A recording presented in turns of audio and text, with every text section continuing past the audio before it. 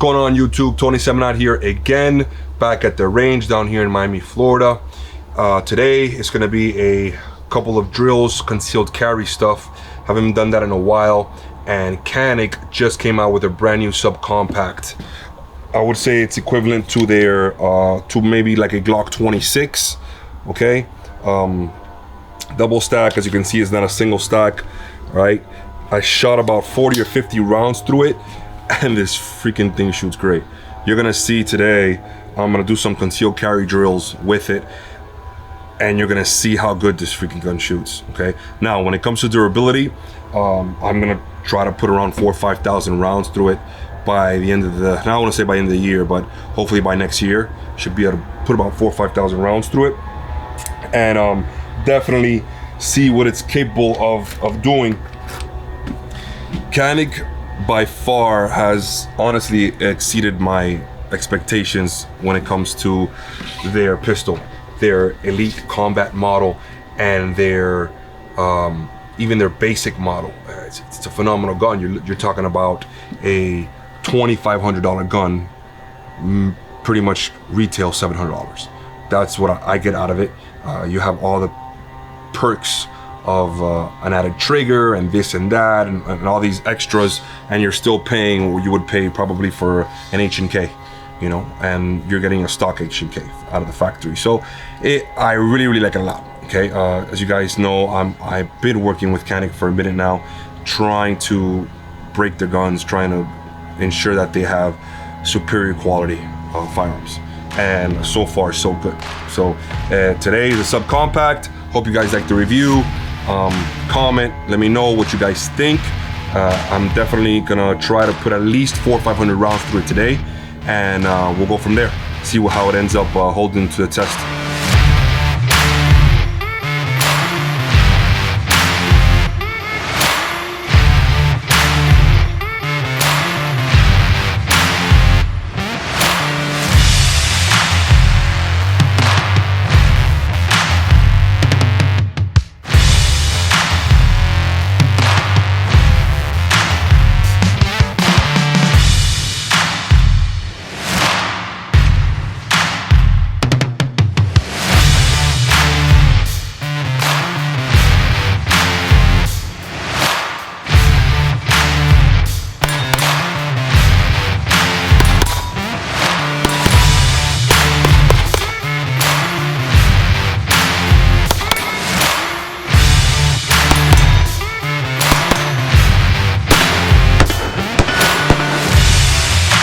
Alright guys, so just a quick thing I wanted to mention.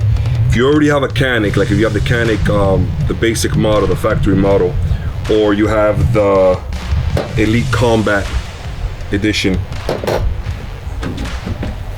which is the bigger version, okay? This magazine, this is the magazine that comes in the Elite, the TP9 Elite Combat, right? That is not subcompact, that's full size, right? This is the magazine that goes in the subcompact, right? You can see the only difference between two magazines is this bottom piece right here. They take this piece off, put it, so they are compatible, okay? This mag,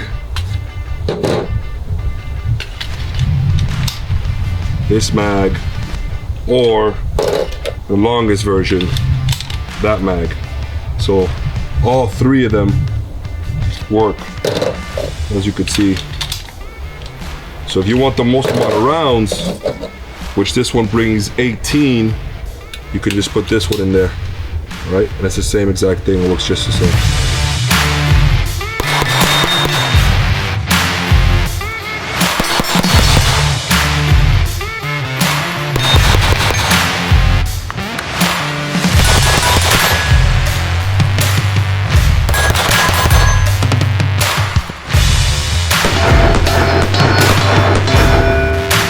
Alright guys, so if you notice, I'm not being overly fast when I'm coming from inside, okay, my shirt, alright?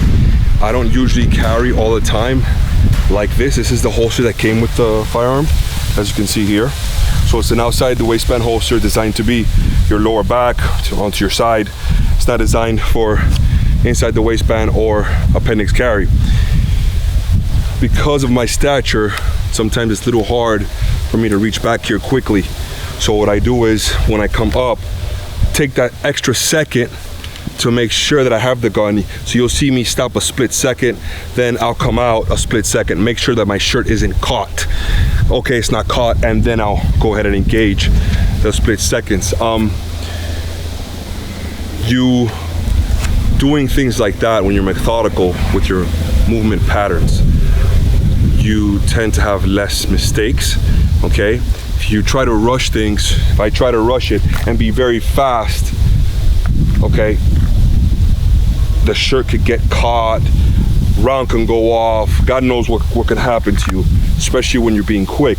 Now, I try to be fast, but see, as you can see right here, the shirt's caught. Even in the movements that I do, the specific movements I do, I'll have to make sure I have everything I need, so when I'm turning, it's coming out, you get me? Definitely recommend that when you're doing any kind of concealed carry work, especially if you're not used to the holster you're running. This is the first time I ran this holster, first time I ran this gun, so I'm still getting used to it, still figuring it out. You know, so you try to be as methodical as possible, try to do everything the same all the time. Just wanted to make a quick clip for that.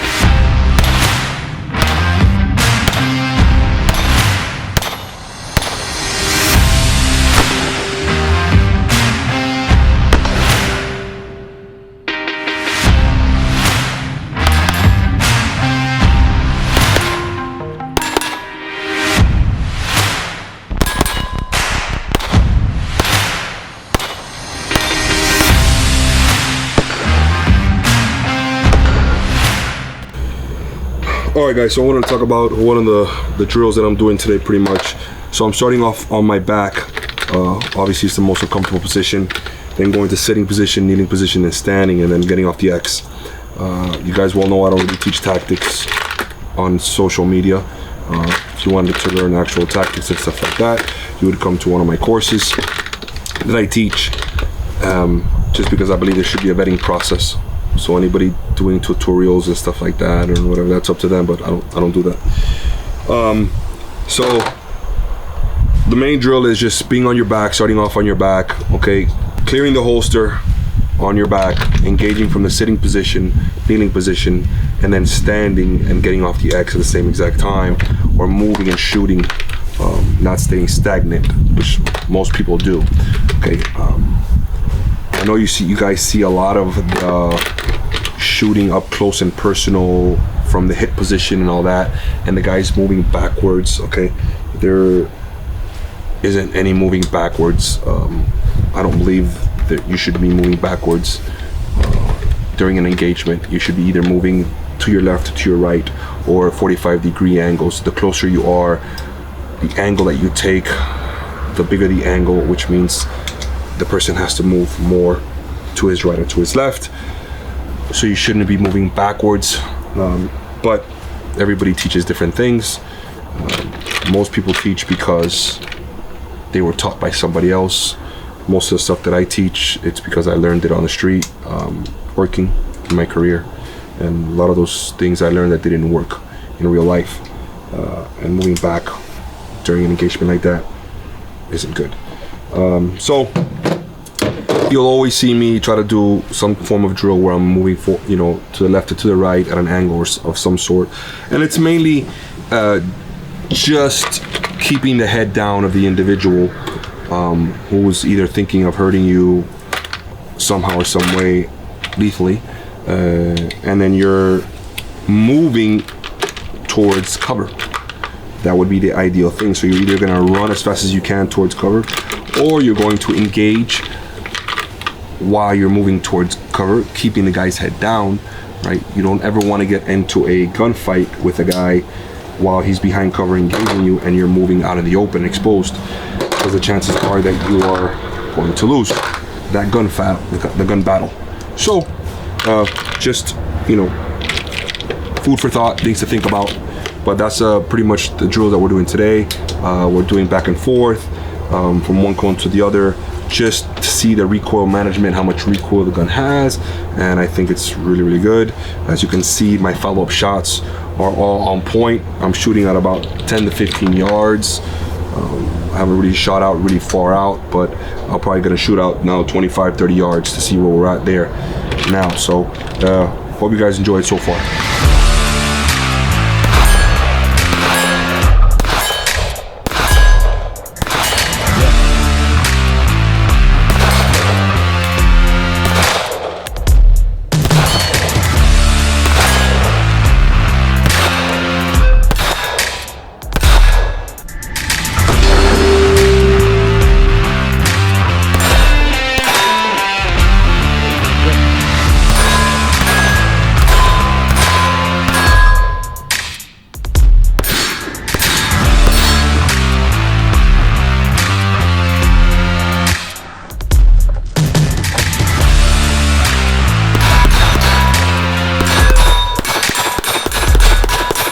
Alright guys, so that pretty much concludes our training for the day. I think I put around 400 to 500 rounds through the subcompact Canik TP9. It didn't have a single malfunction. I didn't expect it to. Caniks are really good. The other Canik was really good, so I expect this to be really good. It shoots really, really good. Like, I wouldn't say, like when I first, in the beginning of the video, I compared it to like a 26. I wouldn't compare it to a 26, I would compare it more to like a 19, to like a Glock 19. So I wouldn't say that it's a subcompact. You know, I would say it's more like a compact firearm than a subcompact. I shot around 50 yards or so, 15 yards, 25 yards, different distances, and I was accurate. All of them. The trigger's really, really good.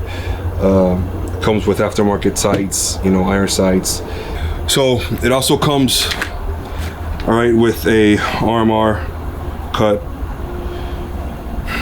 aftermarket sights, front serrations, pretty decent stippling, and obviously for a light, okay, aftermarket light.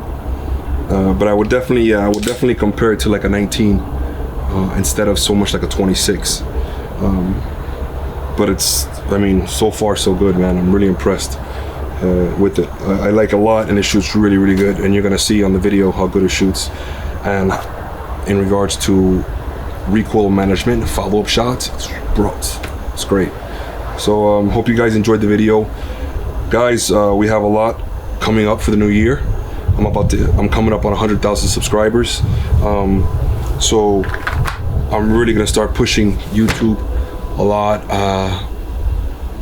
Have a couple ventures coming up now, a couple new things, so hopefully you guys enjoy it. I'm documenting a couple of new projects that I'm going through in my life, so you will see all those videos coming very, very soon. So stay tuned, subscribe, comment, let me know what you think, and on to the next one.